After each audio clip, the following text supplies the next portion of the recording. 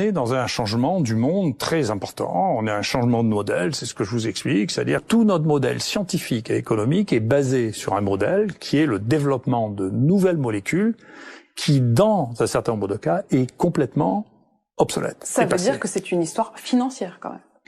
Financière et culturelle. Financière aussi et culturelle. Il y a une chose, je vous assure, il ne faut pas confondre ce qu'on dit à la télévision, nous maintenant, ce qu'on dit dans les journaux, ce que disent les gouvernements et ce que font les médecins. Parce que c'est pas pareil. D'abord, c'est pas d'une contagiosité extrême, d'une part, et que d'autre part, les mesures de sécurité qu'on a prises ici étaient efficaces, et que on sait, nous, traiter les maladies contagieuses, on sait le faire. Vous nous dites que le coronavirus n'est pas d'une contagiosité extrême, je reprends vos mots. Oui, tout à fait, ouais. Mais de manière, vous voyez bien, si à la fin... Mais alors, pourquoi on en fait tout cela? Certains parlent d'une seconde vague. Non, mais je sais pas d'où ça sortit, c'est encore une espèce de fantaisie, ça. C'est une fantaisie, l'idée d'une seconde vague. Non, mais on peut tout imaginer, on peut avoir de l'imagination surtout, mais c'est de la science-fiction. Donc, on peut penser ça, on peut penser le contraire. Moi, je veux pas avoir des opinions sur des choses. Vous n'avez pas d'opinion sur l'idée d'une seconde vague? J'ai l'opinion que, si vous voulez, des infections respiratoires dans lesquelles il y a des secondes vagues, il n'y en a pas. Donc, je vois pas pourquoi il y en aurait pour celle-là, quoi. La grippe espagnole, c'est le grand guignol qui sert à faire peur aux gens, si vous voulez. Donc, ils sont morts d'infections bactériennes, les malheureux, parce qu'il n'y avait pas d'antibiotiques, surtout. Hein, c'est ça dont ils sont morts pendant la grippe espagnole. C'est pas le cas. De 500 000 morts? Ouais. 500 000 morts, c'est beaucoup, hein. Non, il disait la prochaine grippe espagnole. Non, ça peut pas arriver parce que l'histoire se répète pas. Et pour une bonne raison, c'est 97% des gens qui sont morts de grippe espagnole sont morts de surinfection bactérienne. Je pense que, si vous voulez, on connaît beaucoup plus de choses maintenant que ce qu'on en connaissait il y a quelques semaines.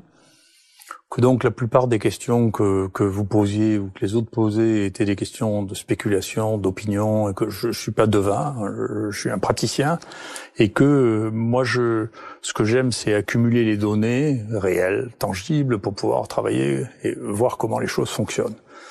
Ça m'intéresse pas de deviner ce qui pourrait se passer, ça m'intéresse pas. Voilà. Et donc est-ce que vous en avez pas assez de ces polémiques ou... Non, franchement, je m'en fiche. Mais alors, ça m'indiffère à un point qui est troublant. Vraiment? Ah oui, complètement. Il n'y a pas un chercheur qui n'ait pas de doute, il n'y a pas un chercheur qui n'ait que des certitudes. C'est pas raisonnable. Bien sûr que tout le monde a des doutes, je suis sceptique, d'ailleurs, on me l'a beaucoup reproché. Je suis sceptique par nature parce que je suis un scientifique. Il n'y a pas de scientifique qui soit pas sceptique. Quand on cesse d'être sceptique, on a basculé dans la religion. On arrête d'être un scientifique. Un scientifique est toujours prêt à remettre les choses en doute. Mais vous avez suscité des passions presque comme si c'était une religion. À un moment, il y a des choses qui ont besoin de changer. Il faut qu'il y ait quelqu'un qui les incarne. C'est moi j'ai pas fait exprès. Si c'est moi qui l'incarne, je l'incarne. Vous avez pas fait exprès, mais ça vous déplaît pas? Ni ça me plaît, ni ça me déplaît. C'est pas, chacun cherche l'estime où il veut. Moi, c'est pas là que je cherche l'estime. Je cherche l'estime de moi-même et je suis assez exigeant comme ça. Pas besoin des autres. Voilà.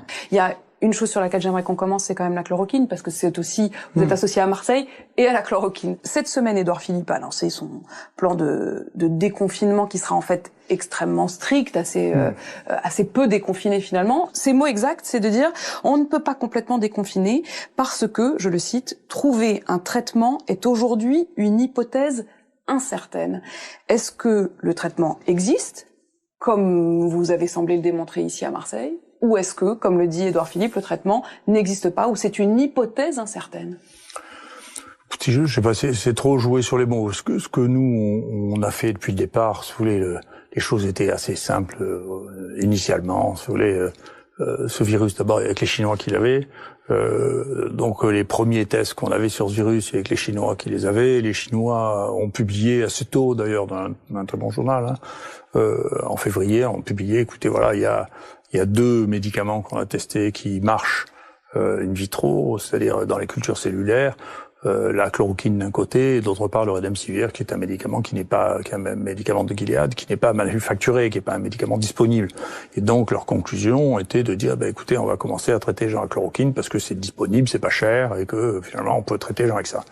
Et donc peut-être un mois après, les autorités chinoises, c'est-à-dire tout le groupe, y compris les représentants du gouvernement, y compris le médecin qui avait mené la lutte contre le SARS, fait une déclaration en disant, écoutez, on a nos essais sur une centaine de malades, la chloroquine donne des résultats cliniques, radiologiques satisfaisants, et dans un deuxième temps, on dit réduit la durée du portage viral, et donc on recommande la chloroquine. Et donc c'était très simple. Tout ça était, au point de vue, assez simple. Donc d'ailleurs, c'est le moment où moi j'ai dit, écoutez, à mes étudiants d'ailleurs, que mon collaborateur filmait, écoutez, on arrive à la fin de partie, on a un médicament qui marche. D'ailleurs, c'est ce qui est vrai. D'ailleurs, si vous regardez, c'est la question. Regardez, vous voyez, au moment où je dis ça, c'est là. Ouais, regarde en Chine, c'est fini, c'est la fin de partie. D'accord. Ça, c'est la Chine, hein. Oui, ça a sifflé à la fin de partie. C'est vraiment ce qui s'est passé. Donc c'est assez intéressant. Et donc là-dedans, ça déclenche des réactions qui sont absolument inouïes. Le Monde dit que c'est une fake news. Même le ministère de la Santé, en 48 heures, il a marqué fake news. Attendez, la chloroquine marche. On a dit, c'est chinois, ça marche in vitro. Enfin, c'est simple. Et pourquoi cette réaction? Je veux dire, si ça marche, tout le monde aurait intérêt à dire que ça marche. Mais là, il y a une cassure dans le monde, si vous voulez, en trois parties. Il y a une cassure dans le monde, c'est-à-dire il y a le monde des pauvres, en particulier des moins riches du Sud, qui ont utilisé la chloroquine et puis ensuite l'hydroxychloroquine et l'azithromycine, comme on a fait nous, d'une manière massive, et qui ont d'ailleurs des taux de mortalité très bas. Il y a tout l'Extrême-Orient qui a fait ça, tout l'Extrême-Orient, la Corée, la Chine. Maintenant, il y a des études prophylaxiques avec la chloroquine qui se mettent en place en Thaïlande, en Inde. L'Inde a mis ça en prophylaxie chez tout le personnel de soins. Donc, c'est des millions et des millions de gens ont été traités avec ça. Et il y a la question de l'Europe de l'Ouest. Enfin, la Russie aussi, vous savez que c'est un... Enfin, il y a plus Europe de l'Ouest et États-Unis? Europe de l'Ouest et en partie les États-Unis, si vous voulez, qui ont une position qui, de mon point de vue, est influencé par les gens qui, depuis une vingtaine d'années, travaillent sur les molécules nouvelles pour le sida ou pour les hépatites chroniques, qui ont pris cette habitude d'avoir des essais thérapeutiques, de faire des essais thérapeutiques, d'ailleurs, et de faire des essais thérapeutiques avec des molécules nouvelles, qui ont pris en particulier avec Gilead. Et donc, ça va, tous les référents font partie, finalement, de ces équipes-là, qui, depuis des années, travaillent avec ça comme ressource. C'est quoi ça? Ça repose sur quoi, cette méthode-là? Non, après, les méthodes d'analyse, c'est autre chose. Simplement, l'idée, si vous voulez, qui est une idée générale, hein, qui est pas spécifique à ça, c'est que nous avons vécu un siècle et demi d'avancées technologiques, d'augmentation de l'espérance de vie, de nouveaux médicaments en permanence, et que cette idée-là est une idée qui n'est plus tellement vraie. C'est-à-dire que des médicaments qui révolutionneraient maintenant l'espérance de vie, il n'y en a pas beaucoup. C'est pas sûr qu'il y en a. Il restera des niches, hein, les cancers jeunes, graves. Pour le reste, vous voyez, les pays pauvres actuellement sont en train de nous rattraper en termes d'espérance de vie. Ça veut dire que vous estimez que, en fait, ils continuent à chercher des trucs nouveaux, alors que vous dites au fond, on a déjà ce qu'il faut? Ça veut dire que par rapport à ce qu'on avait il y a 20 ans, on a un capital en médicaments qui sont extraordinaires. Et en plus, si vous voulez, c'est pour ça que tout ça manque beaucoup de science. En réalité, les gens qui se prétendent scientifiques sont pas des scientifiques du tout. Il suffit de regarder leur épreuve de tri, pour comprendre. Moi, je suis un vrai scientifique. Et puis, en plus, je suis un épistémologiste, c'est-à-dire que j'étudie l'histoire des sciences. Et je fais des cours d'épistémologie depuis 25 ans.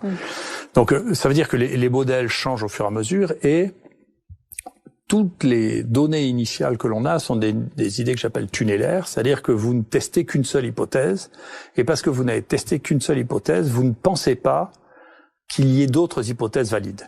Je vous donne un exemple. Par exemple, les antibiotiques sont, pour l'essentiel, des molécules qui sont faites par les microbes pour se battre entre eux. Et donc, on a testé ces molécules contre les bactéries, de temps en temps contre les champignons. Alors, c'est des champignons ou des bactéries qui sécrètent ça. Mais pendant des années, on les a jamais testés contre les virus. Donc on savait pas que ça marchait contre les virus. Maintenant, on se rend compte qu'il y a un tas d'antibiotiques qui marchent contre les virus. En fait, on manque de créativité, quoi.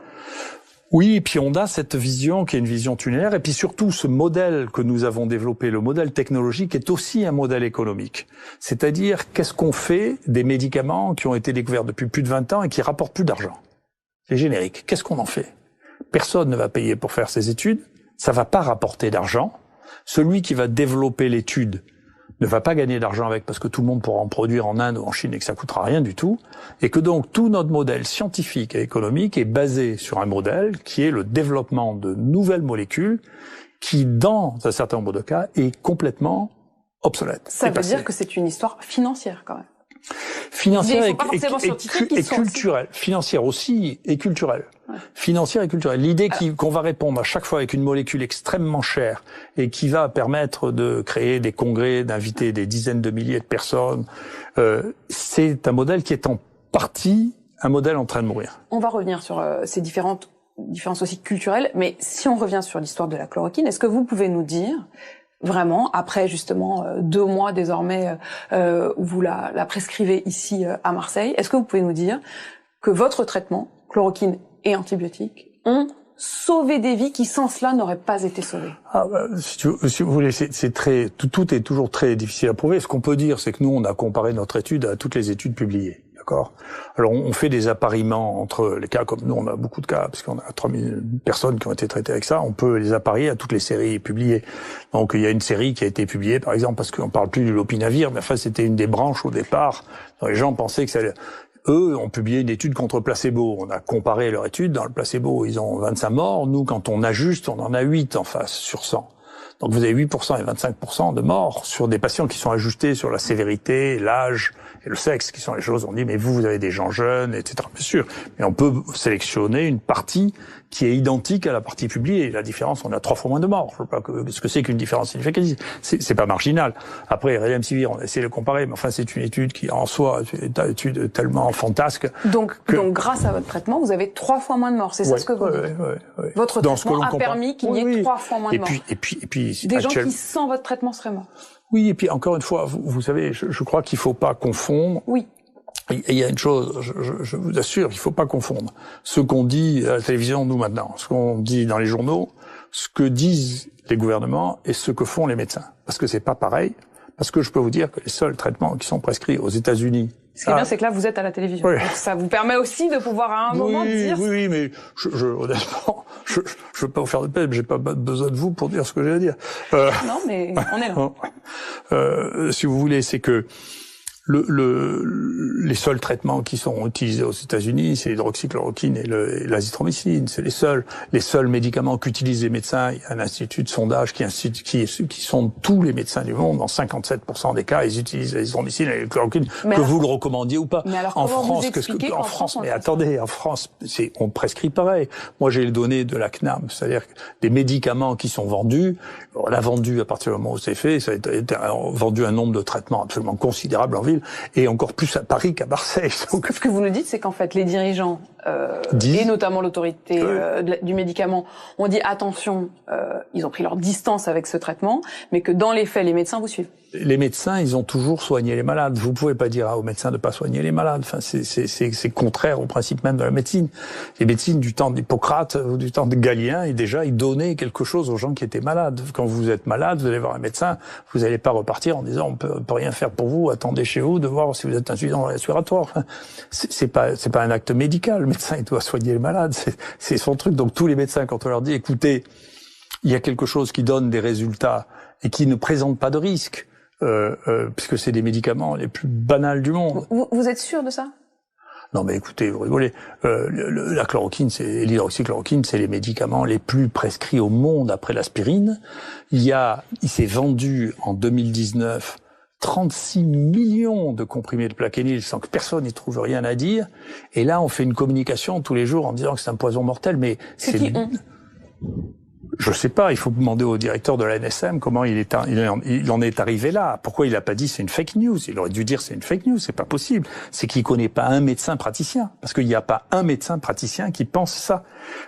Pourquoi les médecins ne passent? Parce qu'il n'y en a pas un qui le croit. Tous les médecins ont déjà prescrit du plaquenil dans leur vie. Tous les médecins connaissent des gens qui ont des maladies inflammatoires, polyarthrite rhumatoïde ou un lupus, qui sont traités par ça. Il y a un papier. Ils ne suivent pas l'autorité.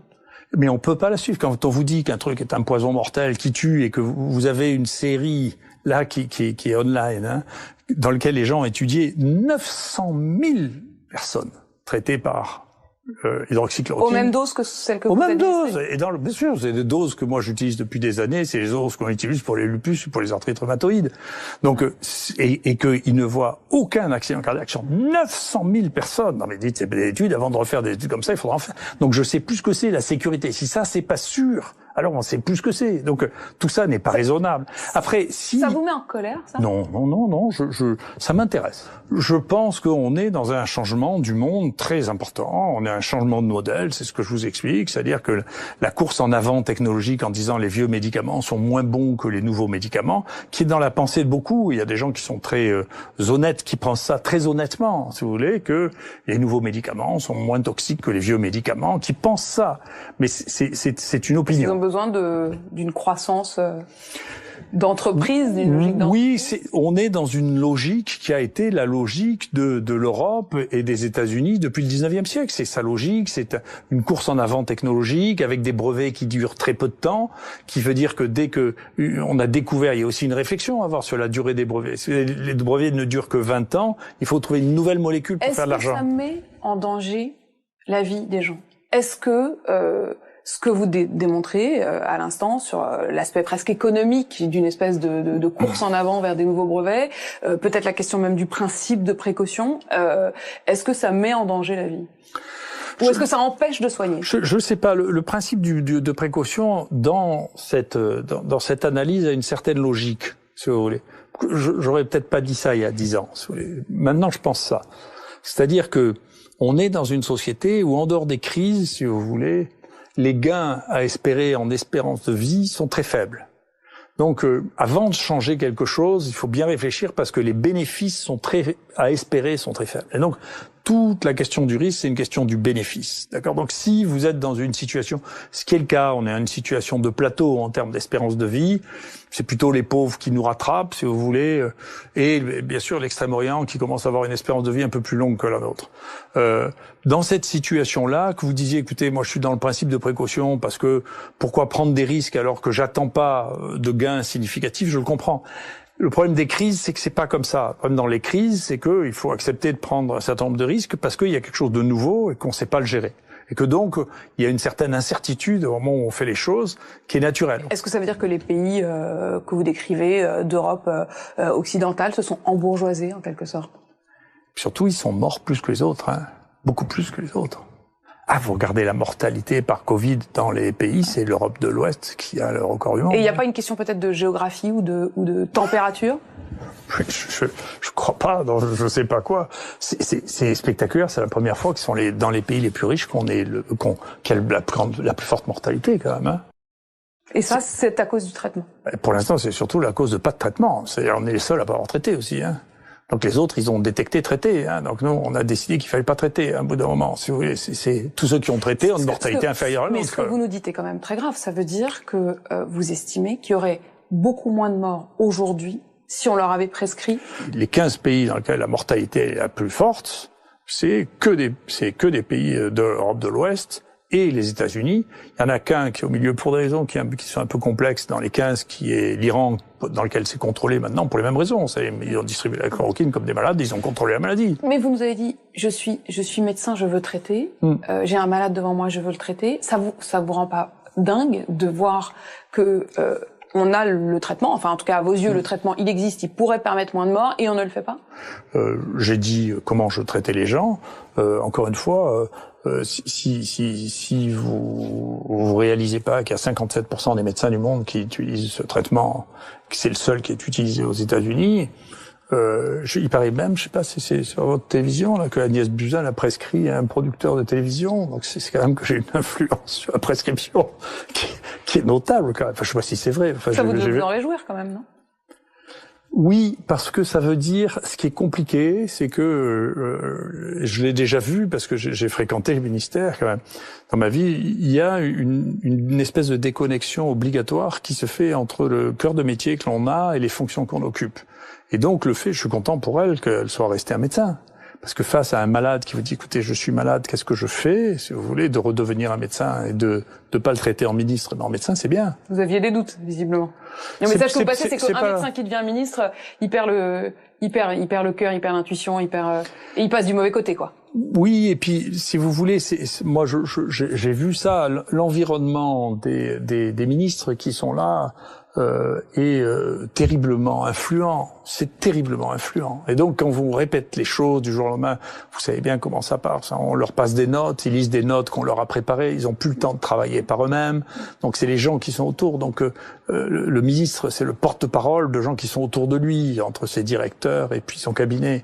Et donc, si vous voulez... Olivier Véran, il est médecin aussi. Est-ce qu'il l'est encore, à vos yeux? Je sais pas. Encore une fois, lui, je pense je vois pas difficilement comment il pourrait être une exception totale, si vous voulez. Il est prisonnier de ça, pour vous. Oui, ceux qui arrivent à échapper, mon point de vue, ça, c'est les vrais politiques. Si vous voulez, les vrais politiques sont plus robustes. C'est quoi des vrais politiques et des faux politiques? C'est les gens qui ont fait la politique pendant 20 ans. Si vous voulez, ils se font moins promenés que... Vous trouvez que l'ancien monde a du bon? L'expérience. Moi, je suis un vrai écologiste. C'est-à-dire que je pense que les écosystèmes sont complexes et qu'il faut de tout. Donc, il faut des jeunes, il faut des vieux. On peut pas dire qu'on va tuer tous les vieux. Enfin, je suis contre, de plus en plus, d'ailleurs. Mais vous pouvez pas dire, attendez, tous ces jeunes ne comprennent rien. Vous dites aux médecins, n'écoutez pas forcément les décisions qui sont prises dans les bureaux et continuez à prescrire. Non, je peux pas dire ça parce que je tomberai sous le coup de la loi. J'ai pas le droit de dire ça. D'accord, mais vous le pensez, mais vous le direz pas. Non. Moi, ce que je peux dire ce que je fais, j'ai bien le droit de le dire. J'ai le droit de m'exprimer scientifiquement parce que ça, on est protégé depuis le Moyen-Âge, les universitaires, dans une liberté de parole qui est protégée, qui est inscrite dans la Constitution. Personne ne peut toucher ça. C'est inscrit dans la Constitution, la liberté de parole des universitaires. Et donc, bien entendu, comme universitaire, je peux dire un peu ce que je veux, y compris sur les bêtises. Il y a beaucoup de gens qui en disent des bêtises. Hein. Vous avez le sentiment d'en avoir dit beaucoup, des bêtises? Non. Parfois, j'ai analysé les choses trop rapidement, comme tout le monde. Hein, mais dit au début que peut-être ça ne serait pas très important comme épidémie, avoir dit que ça tuerait pas tant que ça. Vous savez, il y a une chose que j'ai toujours dit, toujours, c'est je ne prédis jamais rien. C'est ma nature. Vous avez quand même dit que ça serait peut-être une grippette. J'ai jamais employé le mot grippette, y compris quand les gens ont voulu me le faire utiliser, je leur ai fait barrer parce que c'est pas un mot que j'emploie. Donc c'est pas quelque chose qui existe.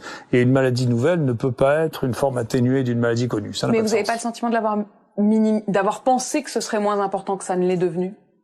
Vous savez, je vous suggère de vous méfier, et c'est seulement quand on aura les comptes qu'on saura.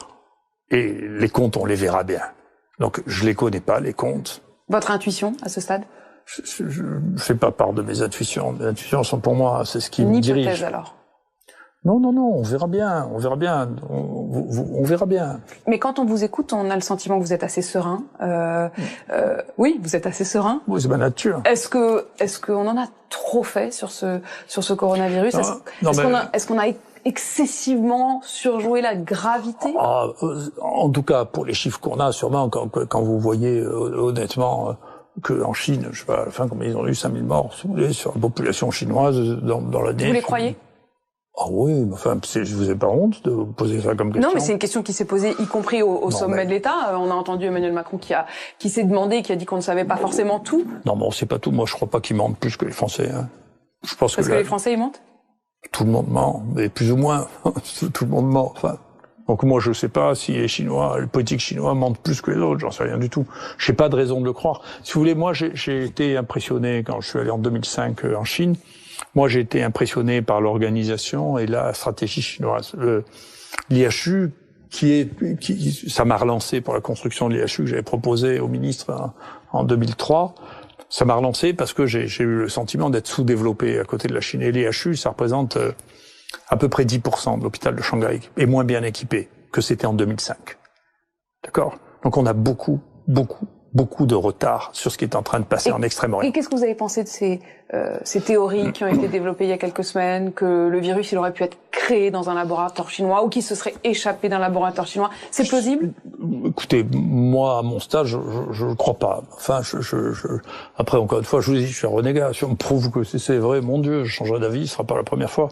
Mais franchement, ça me paraît très, très invraisemblable. Pourquoi vous êtes un renégat? Parce que, si vous voulez, on peut pas faire de science sans se rendre compte que les choses et les hypothèses, y compris des choses qu'on a enseignées, sont fausses. On se rend compte que c'est pas vrai 10 ans plus tôt, qu'on disait des bêtises, qu'il y avait toute une partie du monde qu'on connaissait pas, sur lequel on avait fait des déductions, et qui étaient pas vraies. Voilà, c'est la nature. Et donc moi, j'ai enseigné des choses dont maintenant je sais pertinemment qu'elles sont fausses. Moi, je commence mes cours en maladie infectieuse en disant, écoutez, ce que je vous dis est pas vrai. Je sais déjà que c'est pas vrai, et de toute manière, le temps dira que c'est pas vrai, mais il faut bien que je simplifie les choses pour pouvoir commencer. Après, une fois que vous aurez appris les choses simples, vous apprendrez que c'est pas vrai. Mais il faut commencer par des choses simples. Sauf que, professeur Raoult, il y a beaucoup de gens qui ont cru en vous, sur certains points, notamment sur le fait de pouvoir sauver des vies. Est-ce que vous n'avez pas le sentiment, parfois, de leur avoir un peu vendu du rêve? Non, pas du tout. Je vois pas pourquoi. Écoutez, nous, on a la mortalité, des mortalités les plus basses du monde. Je veux que je vous dise. Quand même, ne doit pas tuer les gens. Vous connaissez des endroits où on a une mortalité de 0,3 ou 0,5%, mais ça n'existe pas, il n'y a que nous. Et la pandémie, pour vous, elle est finie? Ou en tout cas, le pire est derrière nous? Je sais pas. La plupart, nous, on surveille ça de très près. On est les seuls à surveiller ça depuis le début. Hein. C'est le nombre de cas, simplement. Hein. Donc, ça, c'est la courbe des cas. Ça, c'est la courbe des tests. De tous ceux que vous avez testés de tous ceux qu'on a hein. testés. On a fait 100 000 tests ici, quand même. Hein. Donc, on a des vraies données, si vous voulez. Et donc, ça a culminé où on était à 4000 tests par jour, vous voyez. Ça a culminé aussi là où on avait presque 400 personnes par jour. Donc ça continue à diminuer, c'est une pente, et c'est pareil, la proportion diminue. Et c'est vrai que la courbe en cloche, comme ça, c'est une courbe habituelle. C'est comme ça que se passent beaucoup d'épidémies.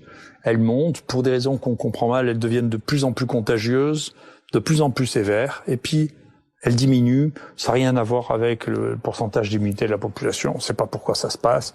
C'est une chose qui est inconnue. Enfin, on le sait pas. Donc on est en bas de la cloche pour vous? Là, on est en bas. On voit bien qu'on est en bas de la cloche. Nous, on le voit là. Et puis encore une fois, il y a un site là que j'avais mentionné qui montre ça pays par pays. Vous voyez, c'est ce qui s'est passé. Et dans combien de temps ce sera derrière nous? Je fais pas de pareil comme ça. Vous avez demandé de faire des prédictions. Je vais vous dire 10 fois que je fais pas de prédictions. Donc ça va finir par devenir lassant.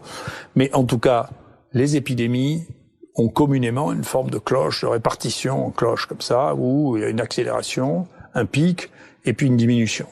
C'est banal comme forme. Voilà, c'est une forme banale. Il arrive que cette forme ne soit pas respectée, mais c'est banal. Est-ce que pour vous qui étudiez les pandémies, vous avez le sentiment que ce coronavirus, il est assez banal? Oui, globalement, on verra. Pour l'instant, si on compare les données des infections virales respiratoires, pour l'instant, hein, après, encore une fois, on verra après, mais ça a tué plutôt moins qu'en 2017. Que les infections virales respiratoires dont tout le monde s'est foutu. On ne sait pas très bien pourquoi. Il y a eu beaucoup d'infections grippales, H3N2, et tout le monde s'en est fichu. Est-ce que c'est grâce au confinement que ça a moins tué? J'en sais rien. Vous savez encore la causalité. C'est très, c'est-à-dire la cause des modifications. J'en sais rien du tout. Les interventions humaines peuvent changer la hauteur du pic, si vous voulez. Mais la dynamique de l'épidémie, c'est une dynamique de l'épidémie qui est juste la dynamique des épidémies. C'est comme ça. Ça veut dire que du point de vue sanitaire, scientifique, pour vous, confinement ou pas confinement, ça n'aurait pas changé tant que ça? Je me reposais la même question, mais je vous fais la même réponse. On peut pas évaluer les stratégies humaines de réponse. Je crois pas qu'elles changent la dimension de la courbe, mais elles peuvent changer le pic de la courbe. C'est-à-dire que le nombre total de cas ou le nombre de cas touchés peut être différent en fonction des mesures qu'on a prises, le nombre de gens qu'on a traités. Le fait de traiter les gens, si vous baissez la période pendant laquelle on porte le virus, vous diminuez le nombre de cas. Si vous évitez la contagiosité d'une manière ou d'une autre, je sais pas bien évaluer le confinement, donc j'ai pas vraiment d'idée. Et puis c'est très compliqué, c'est une décision politique. Et les décisions politiques, elles ont des facteurs multiples que je sais pas juger et que je veux pas juger d'ailleurs. Hein. Donc la peur, moi il y a une chose qui me fait plus peur que n'importe quoi. Je suis toujours d'accord avec moi, c'est la peur. On n'a jamais vu une humanité quasi complète confinée d'un coup. Est-ce que c'est parce que ce virus était plus grave que ce qu'on n'a jamais connu, ou est-ce que parce que notre société ou notre époque est une époque peureuse? On a une population qui est vieille, hein, qui est inquiète, qui a jamais vécu d'événements qui a jamais vécu de grandes guerres avec des événements très très très dangereux, et que donc on a ce qu'on appelle une aversion au risque, on supporte plus le risque, donc on s'est affolé. notre seuil de peur est beaucoup plus bas que ce qu'il était chez les gens qui avaient eu régulièrement des sujets de conflit ou on a une espérance de vie qui est très élevée, donc on a l'habitude de vivre vieux, et donc le moindre événement qui pourrait interrompre ce courant-là est vécu très différemment par notre époque que les époques antérieures. Emmanuel Macron, qui a parlé de guerre, il est venu ici, il est venu dans ce bureau, il est venu vous rencontrer. Qu'est-ce qu'il est venu chercher? Oh, bah, écoutez, je crois qu'il a d'abord eu raison de venir. C'était très bien. Pourquoi c'était très bien? Parce que d'abord, ça permettait d'exposer les choses que les données que j'ai, donc la perception que je tire de ces données. Il y avait des données qu'on était les seuls à avoir, qu'on était content de communiquer. En particulier, je vous dis, sur le risque chez les enfants, sur l'allure de la courbe, l'évolution de la courbe, les stratégies thérapeutiques que l'on a. Et donc, moi, j'ai trouvé ça. En plus, je reconnais que quand il nous avait demandé de passer à l'Élysée, moi, comme d'habitude, je parlais pas comme les autres. Et donc, je pense que ce que je lui disais l'intéressait. Que donc, et pourtant, il vient ici, vous lui faites ses démonstrations. Et derrière, c'est pas suivi de fait. C'est-à-dire, votre traitement n'a toujours pas été validé. Il y a toujours cette défiance. Encore une fois, je pense que la décision politique, je vous le dis, je trouve que la décision politique est au moins aussi compliquée que comprendre les épidémies. Je sais que c'est difficile à comprendre les épidémies. Donc dedans, il y a toutes sortes d'influences. Il y a des gens. C'est un peu le danger des gens qui entourent ces politiques, c'est qu'ils sont sur un mode très. Et même quand on est président de la République, on n'arrive pas à prendre l'ascendant là-dessus? Je sais pas. Encore une fois, le métier de politique, moi j'ai vu vraiment le champ politique en action, c'est un métier difficile. Donc c'est un métier complexe. Moi, j'aurais jamais voulu faire un truc pareil. Hein. Mais quand il était ici, vous avez eu le sentiment qu'il était convaincu? Je crois qu'il était intéressé, je crois qu'il comprend très bien, enfin, c'est un homme intelligent, ce sera une surprise pour personne, il comprend très bien, quand on lui dit quelque chose, il comprend très bien. Après, comment il transforme ça en politique, c'est le métier des politiques, ça, c'est pas le mien, vous voyez. On sait pas tout, on s'est rendu compte que le pays était pas prêt à subir une crise. Oui, puis l'organisation, l'entraînement, le personnel a peur. Si il est comme tout le monde, le personnel. Nous, ils ont des entraînements tous les mois, on les entraîne, donc les gens sont entraînés comme à l'armée, si vous voulez. Donc les gens sont entraînés. Quand ils sont entraînés, ils n'ont pas ces réactions de peur. Sinon, les gens sont affolés. Même, et vous avez les techniciens qui sont affolés, les infirmiers sont affolés s'ils n'ont pas l'habitude. D'accord.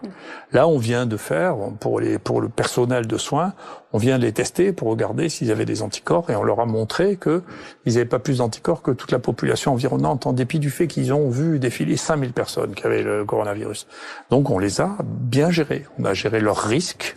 Ce que vous nous dites, c'est que dans ce bâtiment où vous êtes en contact en permanent avec des malades, parce que vous les testez, parce que vous les traitez, le personnel soignant, pourtant, n'a pas contracté la maladie davantage que le reste de la population. Oui, bien sûr. Bien sûr. Et non seulement sur les tests qu'on a fait au fur et à mesure, pour regarder par PCR s'il y a le virus, mais maintenant, il y a des techniques sérologiques qui fonctionnent, et on a testé pour regarder s'il y a des anticorps, et donc ce qu'on appelle la séroprévalence, c'est la présence d'anticorps chez les gens, elle est de 3%. D'abord, c'est pas d'une contagiosité extrême, d'une part, et que d'autre part, les mesures de sécurité qu'on a prises ici étaient efficaces, et que on sait, nous, traiter les maladies contagieuses, on sait le faire. Vous nous dites que le coronavirus n'est pas d'une contagiosité extrême, je reprends vos mots. Oui, tout à fait, ouais. Mais de manière, vous voyez bien, si à la fin... Mais alors, pourquoi on en fait tout cela? Non, mais j'en sais rien, il faut demander aux sociologues. On est une société qui, avant, elle était au bord de la crise de nerfs, maintenant elle est en pleine crise de nerfs. Moi, j'ai passé mon temps à dire la société est au bord de la crise de nerfs, maintenant elle est passée de l'autre côté du bord, elle est en pleine crise de nerfs. Vous voyez bien. En pleine crise de nerfs. On est plus en pleine crise de nerfs qu'en crise épidémique? Non, mais honnêtement, si un jour on se met à réfléchir sur l'histoire de l'hydroxychloroquine, qui est quand même l'histoire, moi, la plus fantasque que j'ai jamais entendue en médecine, de ma vie. D'accord. C'est-à-dire un médicament qui existe depuis 80 ans, qui a été prescrit peut-être à un tiers de la population du monde, qui en France est vendu à 36 millions de pilules par an, et d'un coup, il y a toutes les autorités qui commencent à dire que c'est un truc épouvantable, criminel, qu'on va mourir tous d'arythmie cardiaque parce qu'on prend ce truc. C'est le truc le plus fantasque que j'ai jamais vu. J'ai jamais entendu parler d'un truc aussi fantasque que ça. C'est inouï. Inouï. C'est incroyable. Comment on a pu croire et comment même on a pu véhiculer cette histoire. C'est-à-dire, comment se fait-il que personne soit tourné vers son médecin généraliste en disant c'est vrai que ce truc c'est une poison terrible. Le type, enfin tout le monde a prescrit ça. Comment il est possible de faire une crise de nerfs de cette nature-là? Et bien qu'on est dans la crise de nerfs, on peut plus. Moi je l'ai vu chez un de mes amis qui était venu pour nous aider et qui a fait une bouffée délirante de peur. De peur? De peur. Mais comment vous l'expliquez que tout d'un coup on a dit stop? Non, il faut lire la littérature, vous savez, il faut lire la littérature de la guerre. C'est comme ça que ça se passait. Dans la guerre, vous avez les gens qui regardez, lisez l'histoire, vous verrez les gens qui font les crises de nerfs de peur. Et ensuite, il y a les gens qui en deviennent fous de peur. Je voudrais comprendre, vous avez dit, en fait, le coronavirus n'est pas d'une contagiosité extrême. Je reprends votre mot. Est-ce que vous estimez que... Non, mais je vais vous donner une idée de la contagiosité. Les maladies les plus contagieuses que l'on ait connues, c'est, pour l'instant, c'est la rougeole et la variole. Voilà, ces maladies extrêmement contagieuses. Pareil, de manière essentiellement, en grande partie respiratoire et manuelle. On estime que ce qu'on appelle le R0, qui est une fantaisie mathématique, mais c'est pour donner un chiffre qui permette de comprendre, est quelque chose qui se trouve entre 12 et 20. C'est-à-dire que pour chaque cas que vous avez, en période épidémique en particulier, vous avez entre 12 et 20 personnes qui vont être contaminées secondairement. D'accord. Là, ce qu'on connaît pour ce virus, ça se situe entre 2 et 2,5. D'accord. Donc c'est pas la même du tout la même engeance. Donc d'ailleurs, vous voyez bien qu'à la fin, vous ferez le compte, il y aura moins de cas qu'il y a eu de grippe l'année dernière ou l'année d'avant. Donc si vous voulez, il y a deux choses qui comptent dans ces maladies. Un, leur contagiosité. Alors, elle est un peu en fonction des endroits. Elle est plus ou moins contagieuse, mais enfin, elle a une contagiosité qui est pas négligeable. Et une mortalité qui est, on verra bien quand on fera les comptes à la fin, c'est-à-dire quand on aura mesuré, en particulier les anticorps, pour savoir quelle est la proportion de la population qui a fait une maladie découverte. On verra bien, mais... Et puis, d'autre part, il y aura des mauvaises surprises aussi, parce que dans les gens qui ont été asymptomatiques, il y a des gens qui ont des lésions et qui auront peut-être en souffrir à l'avenir. Donc, l'histoire n'est pas finie. Deuxièmement, la contagiosité est pas un truc on s'est pas retrouvé avec 70% de la population infectée. Il y a des maladies qui donnent ça quand même. Et donc, eh bien, voilà, c'est une maladie dont la contagiosité est pas extrême. Et dans la mortalité, pour l'instant, est pas une mortalité extraordinaire. Il faut dire une chose, ça moi je veux le dire sans arrêt, c'est que on a fait des progrès là dans la réanimation à cette occasion-là qui sont absolument spectaculaires. C'est magnifique ce qu'il y a fait. Mais vous parlez des anticorps, il y a eu ce doute sur la pérennité et la résistance des anticorps. Non, mais enfin, il y a des gens qui ont des opinions sur tout et des doutes sur tout. Mais enfin, c'est une maladie infectieuse aiguë. Quand vous êtes guéri, vous êtes humain. Et quand vous êtes humain, vous avez des anticorps. Voilà, ça veut dire que quand on a eu le coronavirus, on ne l'a plus? Oui, jusqu'à preuve du contraire, oui. Pour vous, c'est bon, on est débarrassé si on l'a eu? On est débarrassé. Il y aura peut-être ce qui est une autre question sont les séquelles, en particulier la fibrose pulmonaire. Ça, c'est une autre paire de manches. Là, on va mettre un plan là-dessus pour regarder ça, de manière à pas passer à côté. Parce qu'il y en a. Et que donc, on a un coup d'avance sur les autres, si j'ose dire, comme souvent, parce qu'on avait fait des scanners à beaucoup de gens, et que il faudra probablement reprendre ça pour voir ceux qui, grâce à nos amis radiologues, le professeur Jacquet, Gobert et leur équipe, qui ont été des gens merveilleux dans cette équipe-là, parce que ce qu'on leur a demandé de faire, ça dépasse l'entendement. Donc il y a le moment où vous imaginez, quand on est 388 personnes à la journée, ce qu'il fallait faire, c'est faramineux. On voit des lésions chez les gens qui n'avaient pas de symptômes, et donc on ne sait pas comment ça va évoluer. On n'en sait rien. Voilà. Et là-dessus, vous avez une crainte?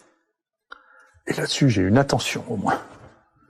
C'est pas mon mode d'être craintif, mais je suis attentif. C'est-à-dire, il y a quelque chose, il faut voir ce qui se passe. Voilà. Ça, c'est important. Voilà. Est-ce qu'il peut y avoir un vaccin? Est-ce qu'il va y avoir un vaccin? Et quand? Vous voyez, là encore, vous me demandez de faire de la prédiction. J'en sais rien, si vous voulez. Je sais même pas si cette maladie existera encore l'année prochaine, j'en sais rien du tout. Après, si vous voulez, les vaccins, c'est encore plus compliqué que les épidémies, parce que les vaccins, pour faire des vaccins, on peut toujours faire des vaccins, il faut faire attention. Là, il y a quelques essais qui montrent qu'il y a un papier qui dit, attendez, dans les vaccins, il y a des choses qui donnent des effets secondaires très importants, il faut faire attention, on ne peut pas faire des vaccins comme ça à la sauvage. Si vous voulez, il faut pas faire ça. Il faut les évaluer réellement. La sécurité, il faut vraiment l'évaluer correctement, pas faire de bêtises. Donc c'est un pari considérable de faire un vaccin. Donc il faut déjà trouver un vaccin. Encore une fois, ça me paraît pas insurmontable parce que pour les maladies aiguës, en général, on arrive à faire des vaccins. Ensuite, une fois qu'on a fait le vaccin, il faut que la maladie soit encore là. Donc si on a le vaccin, il n'y a plus de maladie, un truc. Puis il faut que les gens veuillent avoir du vaccin, parce que vous leur demandez maintenant qu'ils ont tous terrifiés s'ils veulent un vaccin, ils vont vous dire oui. Mais quand vous voyez qu'un vaccin contre la varicelle, qui fait quand même plusieurs centaines de milliers de cas par an en France, est pas recommandé, et pas utilisé, alors que depuis 20 ans, il est fait aux États-Unis. Vous voyez aussi, c'est compliqué. C'est la politique, c'est social, c'est pourquoi on fait pas, on a le vaccin contre la varicelle, contre les rotavirus. Je sais pas si vos gosses sont vaccinés. Vous devriez les vacciner si vous l'avez pas fait. En tout cas, je vous le recommande moi. J'ai compris, j'y songerai. Professeur, vous, si le vaccin existait, vous vaccineriez justement vos proches? Le vaccin contre le coronavirus? Non, mais encore une fois, je peux pas, je vois vous essayez de me tirer le verre du nez, mais globalement, je sais. Chacun son métier. Si, oui. Si le coronavirus disparaît maintenant, comme beaucoup de maladies saisonnières, s'il disparaît maintenant, s'il revient l'année prochaine, on verra bien s'il revient l'année prochaine. Si vous voulez, déjà, la question se reposera seulement s'il revient l'année prochaine. Et donc, moi, je ne suis pas spéculatif, je sais même pas. Si on a regardé le SARS, ça s'est arrêté en juillet 2003, puis il n'y en a plus jamais eu. Donc, et pourtant, les gens ont préparé des vaccins. Là, elle pourrait disparaître dans quelques semaines, la maladie. C'est possible. C'est pas Certains parlent d'une seconde vague. Non, mais je sais pas d'où ça sorti, c'est encore une espèce de fantaisie, ça. C'est une fantaisie, l'idée d'une seconde vague. Non, mais on peut tout imaginer, on peut avoir de l'imagination surtout, mais c'est de la science-fiction, donc on peut penser ça, on peut penser le contraire. Moi, je veux pas avoir des opinions sur des choses. Vous avez pas d'opinion sur l'idée d'une seconde vague?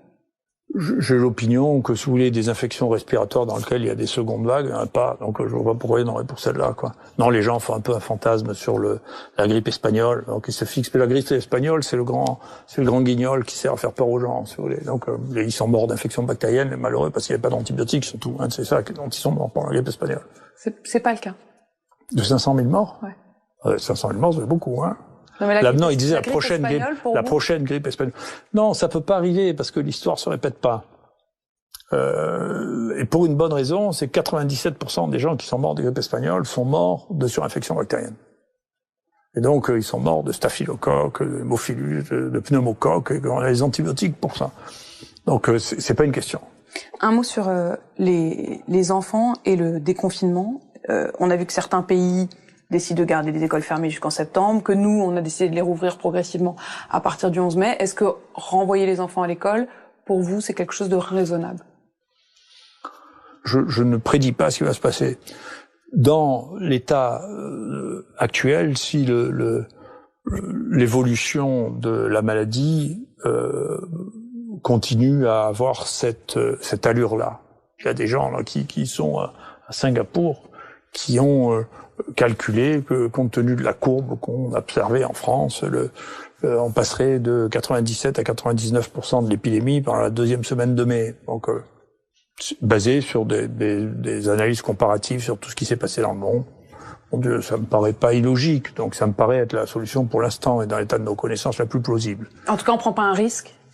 Non, et puis si vraiment il se passe quelque chose, on peut toujours le changer. De toute manière, encore une fois, les enfants sont pas les plus ni les plus sensibles, ni les plus malades, et que donc là, au moins on peut rassurer les gens là-dessus. C'est pas les petits qui vont être les plus malades et qui vont courir des risques plus importants. Donc vous, en tout cas, vous auriez pas d'état d'âme. Je sais pas quel âge ont vos enfants, mais s'il fallait les renvoyer à l'école. Les enfants, ils vont plus à l'école. Vous auriez plus d'état. Petits-enfants, alors, peut-être. Les petits-enfants, oui. Donc, je suis pas inquiet, mais ça veut pas dire que ma fille ne soit pas. Mais moi, je ne serais pas inquiet, voilà. Je ne serais pas inquiet. Mais, s'il se passe quelque chose, rien n'empêche de changer d'avis. Donc, si vous voulez, c'est difficile, encore une fois, parce que le processus décisionnel, le processus de la décision est très lent, très complexe. Encore une fois, tout le monde, je le sais bien, au niveau des ministères, au niveau de tout le monde donne son avis, et donc la décision politique, c'est très difficile et c'est long et c'est complexe, si vous voulez. Et donc, on a l'impression que c'est quand vous avez cet énorme porte-avions, c'est le cas de le dire, vous voyez, a pris une direction, pour lui faire changer de direction, c'est compliqué. Pourtant, c'est assez simple dans notre situation. Sur les enfants, il y a une alerte qui a été lancée en Grande-Bretagne et en Île-de-France. Un petit nombre d'enfants, une vingtaine en région parisienne, entre 2 et 10 ans, qui présentent des syndromes graves, des douleurs abdominales aiguës, des troubles gastro-intestinaux, une inflammation cardiaque qui ressemble à une myocardite. Ça pourrait être, ça pourrait être, dit notamment les autorités de santé Grande-Bretagne, une complication du coronavirus. Est-ce que il faut prendre ce genre d'alerte au sérieux? Si vous voulez, les alertes, c'est les alertes, hein, c'est votre truc, c'est pas le mien. Hein. Globalement, les myocardites, qui sont des inflammations du cœur, sont des complications qu'on observe dans les maladies virales en général. Elles sont plus fréquentes dans ce qu'ont rapporté les Chinois que ce que nous avons vu nous. On a vu très très peu de myocardites. C'est une des causes de complications des infections virales respiratoires. Mais chez les petits-enfants? Chez tout le monde. Dans les grippes, ça tue, les myocardites tuent dans les grippes. Hein. N'oubliez pas, pour l'instant, la grippe a tué beaucoup plus d'enfants que ce que a tué le coronavirus. Hein. Donc la grippe tue. Mais c'est vrai qu'il y a des myocardites.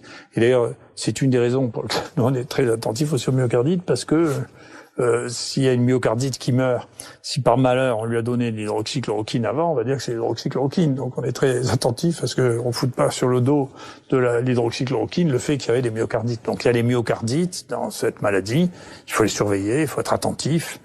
Les myocardites, il y a des gens qui meurent de myocardites. Je voudrais quand même vous entendre sur cette étude américaine qui avait été dévoilée le 21 avril dernier, qui affirmait avoir traité différemment 3 groupes de malades et que celui traité à l'hydroxychloroquine aurait davantage eu de mortalité que d'autres. Le ministre de la Santé, Olivier Véran, s'est appuyé sur cette étude, l'a citée dans l'hémicycle, et vous dites que cette étude c'est des fake news, que c'est de la chasse aux sorcières. Comment on s'y retrouve? Qui croire? Moi, si vous voulez, je discute pas avec les uns et les autres. La place publique, moi, je sais lire. Si vous voulez, j'ai fait une étude métagénomique. Il sait pas lire, le ministre de la Santé?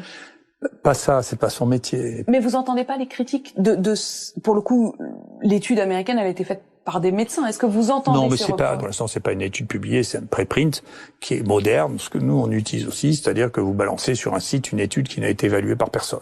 Et ensuite, vous avez les commentaires sur cette étude. Donc, si vous étiez une scientifique, vous regarderez, on a fait un commentaire, nous, extrêmement sévère sur cette étude. Ça n'est pas du tout une étude qui a été faite, là aussi, c'est une évolution technique. C'est de la saisie de données. C'est pas des médecins qui ont prescrit ça. Ils ont pris dans les hôpitaux de vétérans des données et il leur manquait le moment où on le prescrivait. Si vous prescrivez ça 48 heures avant la mort prévisible de quelqu'un, bien entendu, c'est pas pareil. Il y a une donnée qui était une donnée très très intéressante, qui était dans leur travail, qui est le facteur prédictif de la mort. C'est la baisse de cellules qu'on a dans le sang, qui s'appelle les lymphocytes. Quand vous avez moins de 500 lymphocytes, la chance, le risque de mortalité est colossal. Et là, pratiquement, la mortalité était entièrement parallèle de la proportion de gens qui avaient des lymphocytes très bas, quel que soit le traitement. Donc on voyait bien que c'était pas le traitement qui avait modifié ça. Et ensuite, leur mortalité, c'est des choses qu'on voit jamais en France. Ils avaient des groupes de mortalité de 27%. Donc on sait même pas ce que c'est, cette mortalité. Il y a 2 autres traitements qui ont été évoqués récemment, notamment le tocilizumab, un anticorps monoclonal dont l'AP-HP, l'Assistance publique des hôpitaux de Paris, affirme, je le cite, qu'il améliore significativement le pronostic des patients avec pneumonie Covid moyenne ou sévère. Qu'est-ce que vous en pensez de ce traitement? La plupart des gens au monde actuellement, quand ils veulent éviter que vous soyez contaminé, quand vous êtes exposé au Covid, disent c'est l'hydroxychloroquine ou la chloroquine. Il y a des millions, peut-être des centaines de millions de gens qui reçoivent ça. D'accord? C'est la raison pour laquelle il apparaît, on verra bien, en tout cas on a des données préliminaires en Italie sur le fait que les gens qui ont un lupus, les gens qui ont une polyarthrite rhumatoïde ont beaucoup moins de Covid. Parce qu'ils étaient déjà traités? Parce qu'ils prennent du Plaquenil. Et donc là, c'est ce que je lisais avant que vous arriviez. C'est pas fait exprès. Il y avait un papier dans la nature dans lequel ils multiplient ça en Inde, ils multiplient ça en trucs de préventif. Donc ça, c'est la première période. C'est la première partie. Après, une fois, la même question se pose une fois que vous avez été exposé pour éviter que le virus se multiplie. Alors, on parle de début de maladie. Donc le premier s'appelle prophylaxie, le deuxième s'appelle la prévention. Donc quand vous êtes là, vous êtes après exposition. Il y a une vraie question. Donc la question, c'est une question qui se pose actuellement. Est-ce qu'il faut donner ou est-ce qu'il faut pas donner? Pareil, de l'hydroxychloroquine, la chloroquine, c'est des médicaments qui sont pas dangereux. C'est une vraie question à laquelle il faut qu'il y ait des études qui répondent. Vous savez que c'est ça. Vous y avez répondu dans les faits, vous l'avez prescrit. Non. Nous, on a testé que des gens positifs. Hein. Donc ça, c'est avant, c'est par la période d'incubation, entre le moment où vous êtes exposé et le moment où vous êtes malade, que vous soyez symptomatique ou pas. Après, la question, c'est quand vous êtes porteur du virus, qu'on détecte le virus, À ce moment-là, au début, la seule question, c'est le virus. Donc il faut donner quelque chose qui marche contre le virus. Et quelque chose qui marche contre le virus et qui ne soit pas dangereux, qui soit anodin. Je pense que c'est la raison pour laquelle tout le monde s'est excité contre l'hydroxychloroquine, parce que c'était les choses qu'on pouvait donner, c'est l'hydroxychloroquine et l'azithromycine, qui sont des traitements tellement banals que on peut donner ça, on connaît leur activité. Ça, c'est le début, c'est-à-dire vous faites une forme qui est pas très grave et qui est modérée. Alors, vous en êtes là. Et là, il y a du virus, on le mesure, il peut y avoir des quantités très très importantes. Et puis arrive, si vous n'êtes pas traité, il y a un certain nombre de gens qui vont guérir tout seuls, même si vous n'êtes pas traité. Et puis il y a des gens qui vont pas guérir tout seuls et qui vont faire des formes graves.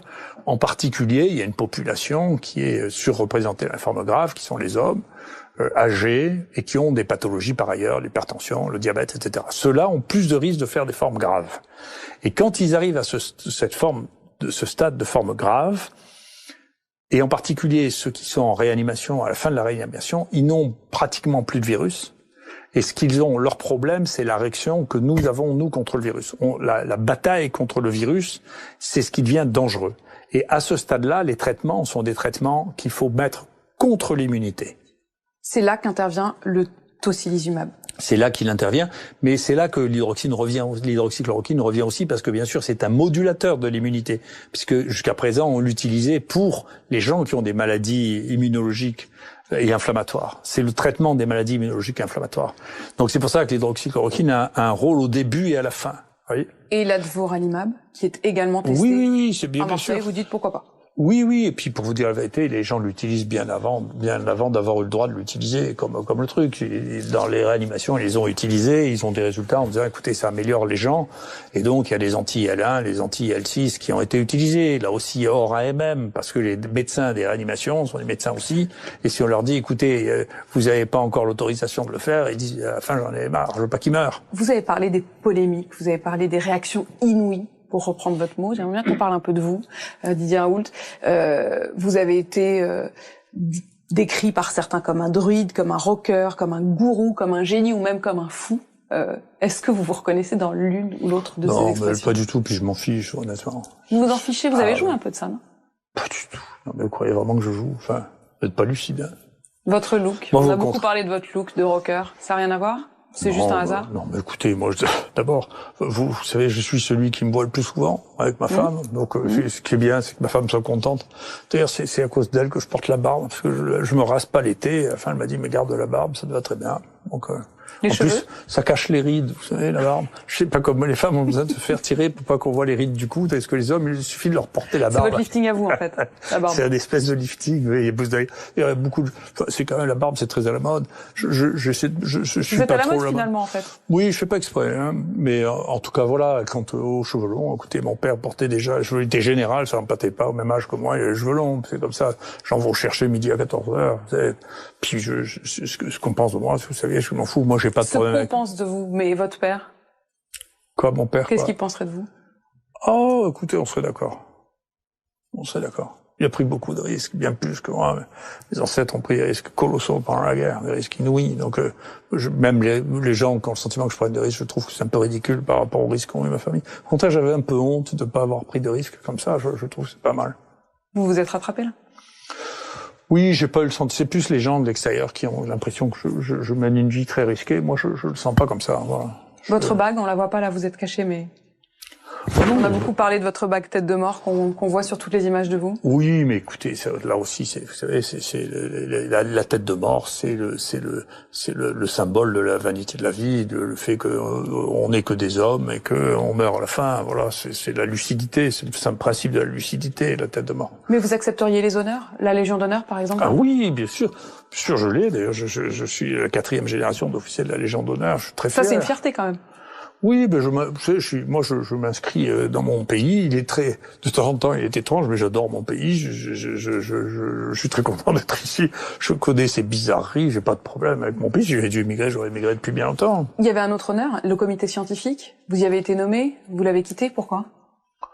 Écoutez, c'était pas mon écosystème, je peux pas vous dire plus, mais pas du tout, voilà. Donc j'étais pas à l'aise avec les gens qui étaient là. Oui, mais après c'est un peu facile de dire qu'on est seul contre tous, si on va pas avec les autres. Mais je suis pas du tout seul contre tous, mais vous rêvez, c'est un truc là, vous me prenez pour Robin des Bois, mais vous rêvez, enfin je suis pas seul contre tous. Encore une fois, vous voulez qu'il y ait plus que ça, il y a plus de la moitié des médecins qui sont si vous demandez à la population s'ils sont contre moi, vous rêvez, enfin je pense que vous êtes pas lucide. Donc vous parlez moi pas je de la crois. population là, mais simplement ce que vous disiez par rapport aux autorités. Non, mais vis-à-vis des autorités, moi, j'ai pas de problème non plus. Enfin, je vous dis honnêtement, le président de la République, je me trouve pas seul contre nous. Le président de la République est venu ici voir ce qu'on faisait. Je pense qu'il a été convaincu au moins que l'Institut hospitalier universitaire était une grande réussite pour le pays et que c'était bien. Il m'a écrit un très gentil mot pour me dire qu'il avait été très heureux et qu'il souhaitait qu'on garde le contact et qu'on discute de ça. Vous n'avez pas des regrets, peut-être d'avoir été pris pour un autre ou de vous être adressé directement aux Français, les avoir fait peut-être un peu trop rêver, penser que c'était pas grave tout ça. Non, mais je comprends pas ce que vous dites. Je comprends pas. Moi, j'ai passé mon temps à dire ce que moi je suis pas comme vous. Moi, je rapporte les données que j'ai moi, que je transmets. Je pense la même chose. Je dis la même chose depuis le départ, c'est-à-dire que les maladies infectieuses, vous savez, il faut les diagnostiquer, les isoler quand ils sont contagieux, les traiter. Je pense ça, je le pensais. Alors ça, j'ai pas changé d'avis depuis bien longtemps. Je pense ça. Et quant au reste, si vous voulez, moi, je rentre pas dans l'espèce de folie terrifiante. Je pense que il faut pas le faire. Peut-être que la meilleure manière de pouvoir transformer cette façon de prendre des décisions serait de devenir soi-même ministre.